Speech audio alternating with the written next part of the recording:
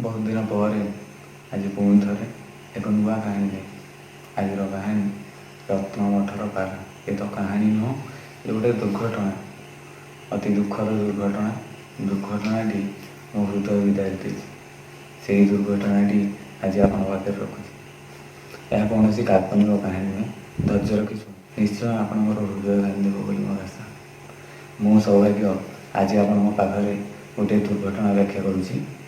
मोर गोटे छोटिया संस्था, तार नाम हूँ रत्न क्रिएशन। सेठी फ्लेक्स प्रिंटिंग एवं विभिन्न कलम प्रिंट कराए। मठ कहबार कारण अनेक गुड़ाए। रत्नमठ उपर आउ केबे विस्तार भाव आलोचना करवा, नहले आम मुख्य विषय वस्तु दूर को चली जावा। किछि दिन पूर्वे एक झड़ वर्षा रात्रि मु मठ पाहाचरे बसी था। प्रकृतिर करुण चित्कार शुणी था। मो मार चित्कार भरा लुह देखी निज मन में आशा संचार करुए दुखर सागर में पहरिया। ठीक सेतिकी बेले गोटे पारा वर्षा भिजी भिजी आसी मठ छात तले आश्रय नेबा जगह खंडे खोजिला। किंतु दुखर विषय सेमिति जगह खंडे पाइलानी जोठिकी से टिके बसी पार। परिशेष किछि समय उपाय न पाई जाई इलेक्ट्रिक मीटर उपर बसिला। सेठी सेमिति कौनसी विपद नथिले भी ताकू सेठी बसिया टी असुविधा होता है। एतिकी देखी मत जमा भल लगिलानी। सेथिपाई मो पीसी कार्टून रे तापाई एक सुंदर घरटीए तैयारी कली एवं से घरटी को मो मठ बाहर कांथरे टंगे देली। सेथिरे किछि चाउल एवं जाई रखिदेली ता खाद्य पाई। किंतु से जानिछि प्रत्येक मनीष स्वार्थवादी, बिना स्वार्थरे कौन सी काम करती ना। मत से ठीक से ही भाविला एवं से घरटी को आदौ गला ना। मत बहुत दुख लगिला एवं लगिला मो परिश्रम व्यर्थ गला। मु मन दुखरे पागलों परी पारा को किसी गुणगुण ता कान पाखे कहली एवं बसीगली जाई मठ पहाड़ उपर। घंटाए 2 घंटा जाए पाराटी मोर प्रत्येक गतिविधि को लक्ष्य करुए। से लक्ष्य कला कौन एमती लक्ष्य कला ता तो मुझे अनुभव करें, किंतु एति निश्चय जानी ता मन में भरोसा एवं विश्वास मो प्रति किसी जागृत है। तापर से गृह प्रवेश कर देखी मो मन में एक अलग प्रकार खुशी अनुभव होता। से आनंद एवं से खुशी को लिपि रे रूपांतरित न कर मो कलम आज मत क्षमा प्रार्थना करुच्ची। गृह प्रवेश पर ता मनर खुशी को मु ठीक अनुभव कर से सते जमी मत कहूला एपरी घर मो सांगसाथी मान भर कहार भी ना। ता कृतज्ञता जनाइबार शैली मत बहुत खुशी देता। से प्रथमे मुग जाई गुड़ी को बाछी बाछी खाई एवं तापर संचय करने को जाई चाउल गुड़ी ता पर गुड़िक मध्य खोसिबा आरंभ करथिला। सेठु मु जानी तार भी गोटे साथीटी अच्छी। एतिक से उड़ी पड़ाइला एवं मु शोइबा को चलीगली। से ही पारा कथा भावी भावी केतेबेले जे मो आखि पराधीन हो जाइए मु जानी पारि नथि। ता परदिन उठिला बेल को सूर्य आसी मुंड उपर। गंभीर घर पहड़ खोलिला बेल को दुकान गहली चहली पूर्ण। सान भाई मोर सकाल दुकान खोली सारा। से घरटी को देखी पचारा एटा कहाँ। मु कहली एटा पारा हाउस। ठाकुर पूजा नकले भी चलो, किंतु एथिरे प्रत्येक दिन सका खाଇବା मन पकई रखे। एतिक से कहला घरटी सुंदर रही। मु मजाक करी कहली हबनी केमिति करिछि किए जाए। तापर कार्य व्यस्ततार मु पारा कथा संपूर्ण भूली जाइए।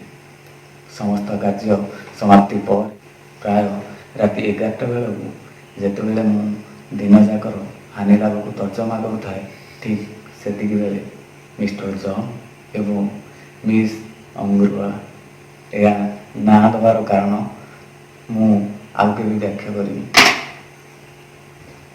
छोटिया ब्रेक नहीं सिगारेट लगुच।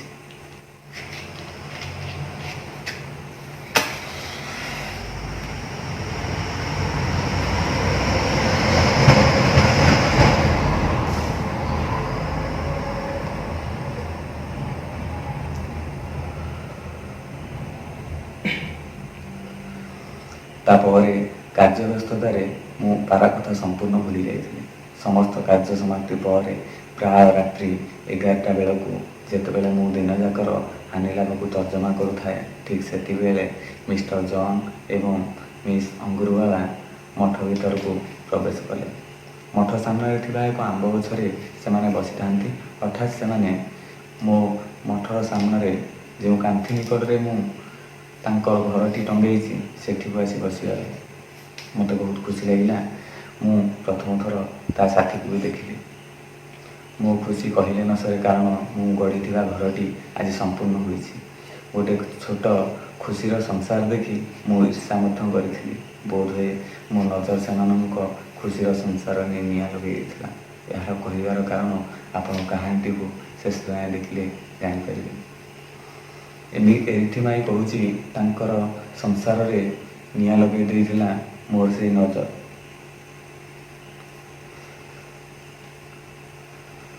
କିଛି ଦିନ ଏମିତି ଆମର ବନ୍ଧୁତା ଜାରି ରହିଲା। ସେ ପ୍ରତ୍ୟେକ ଦିନ ଆସି ମୋ ଅଫିସ୍ ଟେବୁଲର ମୋ ମୁଣ୍ଡ ଉପରେ ସଟରର ଯେଉଁ କଭର ଥାଏ, କଭର ଉପରେ ବସେ। ଏମିତି କିଛି ଦିନ ଗଲା ପରେ ଗୋଟିଏ ଦିନ ମୁଁ ଗମ୍ଭୀର ଘରେ ଶୋଇଥାଏ।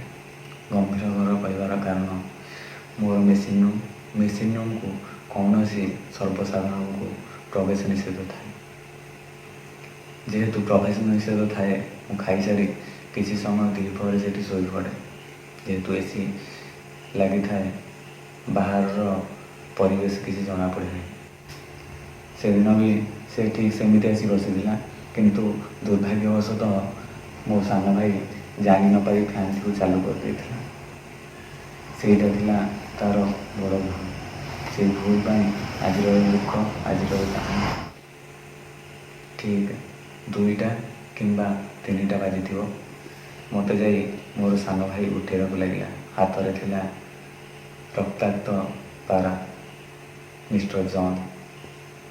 ମୁଁ ଆଖି ଖୋଲି ଆବାକ୍ ହେଇଗଲି। କିଛି କହିବି, କ'ଣ କହିବି ଭାବିପାରିଲିନି। କି ଦୁଃଖ ଯେ ମୋର, ଦୁଃଖକୁ ବ୍ୟାଖ୍ୟା କରିବା ଅସମ୍ଭବ। ତାପରେ ପାରାଟିକୁ ହଳଦୀ ତେଲ ଲଗେଇ ମୋର ମେସିନ୍ ରୁମ୍ ଗମ୍ଭୀରରେ ରଖିଛି। ଏବେ ଯାଏଁ ବି ସେ ଜୀବିତ। ଆପଣମାନଙ୍କଠୁ ଆଶୀର୍ବାଦ ଭିକ୍ଷା କରୁଛି। ଆପଣଙ୍କ ଆଶୀର୍ବାଦ ତାକୁ ଜଲ୍ଦି ଠିକ୍ କରିଦେବ। ସେ ପୁଣି ଥରେ ଆଜାଦ ହେଇ ତା ରାଇଜକୁ ଉଡ଼ିଯାଉ। ମୋର ଉଦ୍ଦେଶ୍ୟ ଭୁଲ ନଥିଲା ତା ପାଇଁ ଘର ତିଆରି କରିବା।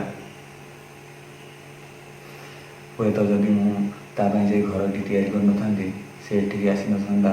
ଉଡ଼ା ଚଢ଼ି କେଉଁଠି ବି ଘର କରିକି ରହିଯାଇଥାନ୍ତା। କେବେ ବି ଫ୍ୟାନ୍ରେ କଟି ଏଇଭଳି ଅବସ୍ଥା ତା'ର ହେଇନଥାନ୍ତା।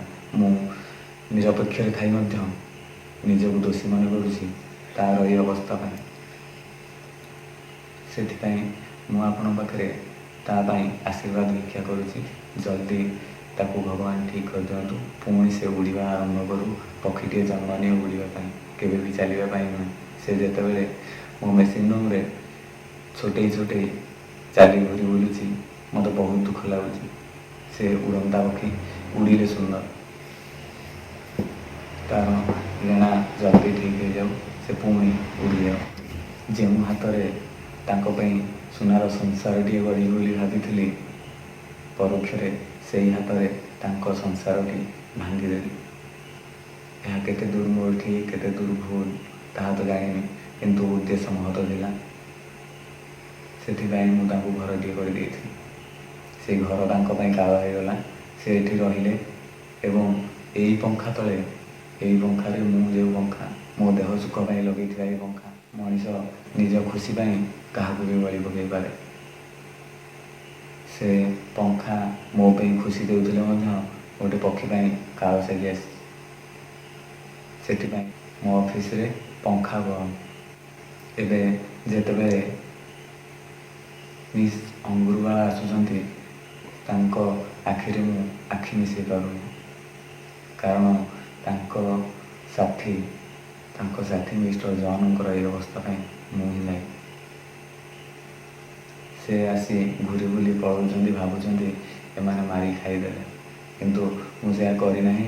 ସେଥିପାଇଁ ମୁଁ ତା ଆଖିରେ ଆଖି ମିଶାଇ ପାରୁନାହିଁ। ମୁଁ ସେଇଦିନକୁ ଅପେକ୍ଷା କରିଛି ଯେଉଁଦିନ ମିସ୍ ଅମୃତବାଳାଙ୍କ ହାତରେ ମୁଁ ମିଷ୍ଟର ଜନ୍କୁ ଟେକିଦେବି, ସେମାନେ ପୁଣି ଷାଠିଏ ଉଡ଼ିବେ। ଯଦି ଆପଣ ଏମିତି କିଛି ତରିକା ଜାଣିଛନ୍ତି ଯେମିତିକି ସେ ଜଲ୍ଦି ଠିକ୍ ହେଇଯିବ, କମେଣ୍ଟରେ ତା ଉପକାର କେମିତି ହେଇପାରିବ ମୋତେ ଲେଖି ଜଣାଇବେ। ମୁଁ ଯଥାସମ୍ଭବ ଚେଷ୍ଟା କରିବି ତାକୁ ଠିକ୍ କରିବା ପାଇଁ, ଯଥାଶୀଘ୍ର ତାକୁ ତା ଆକାଶକୁ, ତା ମୁକ୍ତ ଆକାଶକୁ ତାକୁ ଆକାଶର ରଜା ଭାବରେ ଛାଡ଼ିଦେବା ପାଇଁ। ଏତିକିରେ ମୁଁ ଆଜିର ଏହି ଦୁଃଖଦ କାହାଣୀକୁ ଏଇଠି ସାରୁଛି। ମୁଁ ଆପଣଙ୍କର ସୌଭାଗ୍ୟ। ପୁଣି କେବେ ନୂଆ କାହାଣୀ, ନୂଆ ଚରିତ୍ର, ନୂଆ ଅନ୍ଦାଜରେ ଆପଣଙ୍କ ପାଖରେ ରଖିବା ପାଇଁ ଚେଷ୍ଟା କରିବି।